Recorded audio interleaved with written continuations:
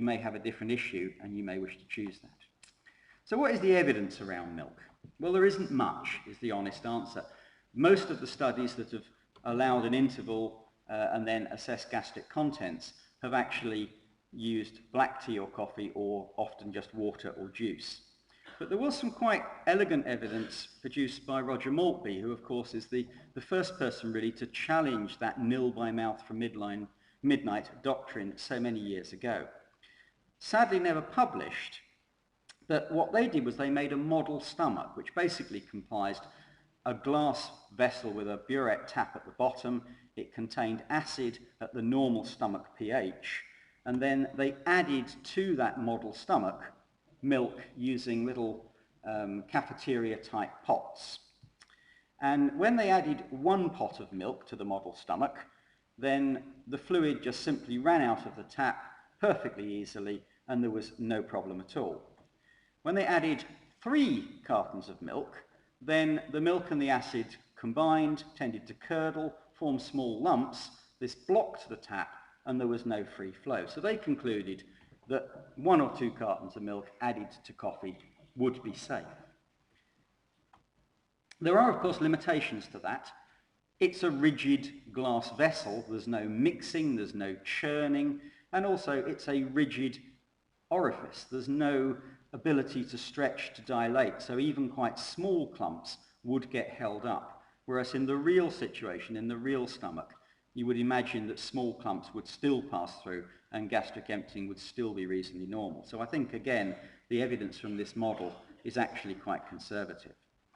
We've also got quite a lot of anecdotal evidence from a number of places around the country, and indeed other countries, where patients are allowed to have milk added to their drinks, and to date I'm not aware of anyone who's had a problem as a result of allowing that. And we've certainly been doing it in my hospital for at least 20 years, to my knowledge.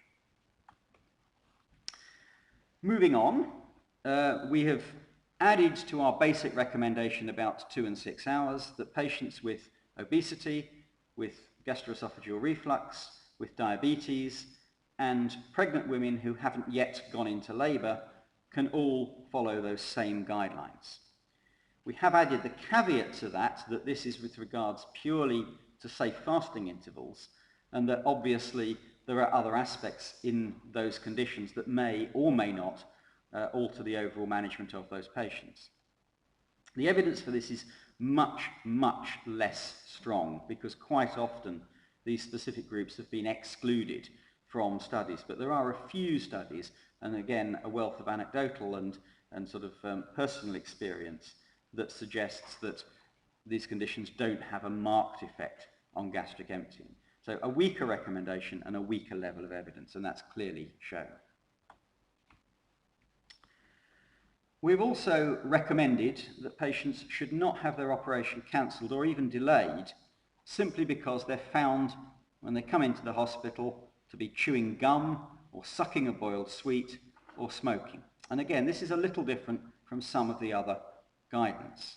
And we've said that is based, again, solely on the effects of gastric emptying, and we clearly don't encourage patients to smoke. We'd much rather our patients didn't smoke for at least 6 weeks before surgery, let alone a matter of hours, but purely in terms of gastric emptying. The evidence here is a little stronger. It's still not the best evidence, but it's at least grade 1 evidence, and the recommendation is therefore a little stronger as well. Now again, why have we come to these conclusions? Well, we know from several studies, including at least 2 by one of our guidance group members, that the effect of chewing gum is simply to produce oral and gastric secretions, and therefore these secretions will be handled like clear fluid, and therefore will drain from the stomach very quickly in that exponential curve, and don't appear to have any greater effect than drinking. The same really is true of a single boiled sweet, and that is usually the scenario we're faced with in practice. So, some child turns up with a sweet in their mouth. Now, clearly, if they've been knocking back, 2 sandwiches, 3 bags of crisps, and 4 packets of Maltesers or something, that's food. But if they are literally just sucking a single sweet, which is dissolving in the mouth, all you're really doing is giving them a small volume, and I stress small volume, sugary drink. So it's again behaving like a clear fluid, and that isn't really a good criteria for delaying their operation by a whole 6 hours, because it's not solid food, is it? You have to use your common sense. There is a level of intake that is going to be significant and is going to represent solid food, but one sweet ain't that.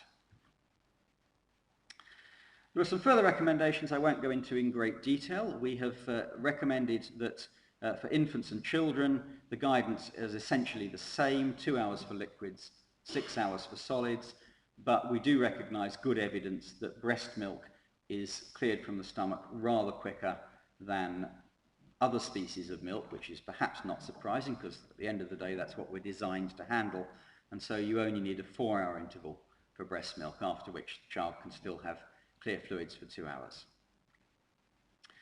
We also considered the evidence on the routine use of prokinetic agents and H2 antagonists and all of those things. I won't go into the evidence now, but there's no evidence for routine use with the exception of obstetrics. And there is a whole obstetric section to these guidelines which goes into quite a lot of detail around various regimes recommended around the time of caesarean section, emergency and elective.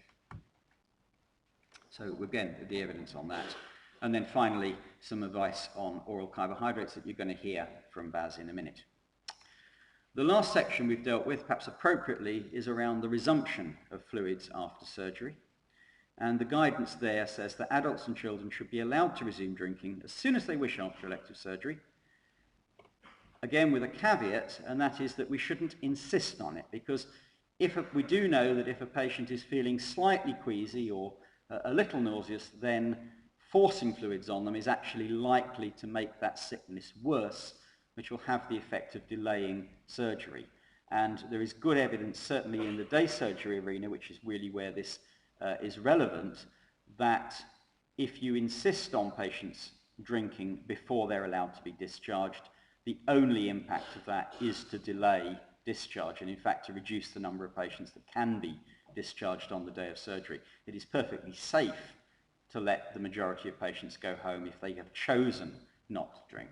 But likewise, if they wish to drink, there is no reason why they can't straight away. And this is also increasingly being seen now after more major inpatient surgery, in particular colorectal surgery, where patients now, as part of the enhanced recovery program, are often given a drink in the recovery room.